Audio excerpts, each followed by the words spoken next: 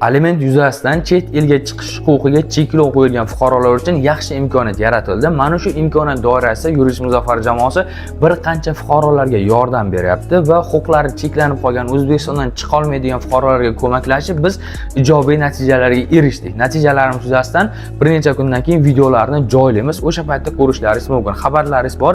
Majburiyatlarni sug'urtalash bo'yicha hozir sug'urta kompaniyasi ishlayapti. Biz o'sha sug'urta kompaniyasi bilan hamkorlik qilgan holatda fuqarolarimizga yordam berib kelyapmiz. Bu yerda Telegram manzil chiqadi. Sizga ham xizmatimiz kerak bo'lsa, bemalol Telegramdan o'tib murojaat qilishingiz kerak bo'ladi. Lekin hurmatli vatandoshlar, bitta narsani unutmaslik kerak bo'ladi. Bu imkoniyat hamma uchun ham emas-da. Bu imkoniyat kimlar uchun?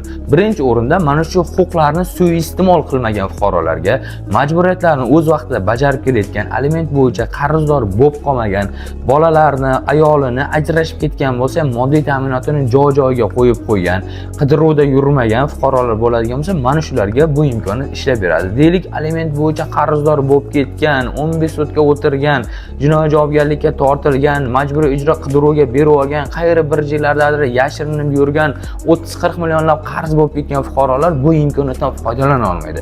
Agar siz mana shu yuqoridagi talablarga mos kelsangiz, albatta sizga yordam beramiz. Telegramdan bizga murojaat qiling. Videoni alimenti bor bo'lgan, O'zbekistondan tashqariga chiqib, bir 10-15 kun, 20 kun, 1 oy, 2 oylik ishlari bor, o'sha ishlarni bitirib yana O'zbekistonga qaytib kelish kerak bo'lib turgan vatandoshlar, tanishlaringiz bo'lsa, ularga albatta yuborib qo'ying, imkoniyatdan foydalaning. Faqat talablarga mos kelish kerak bo'ladi.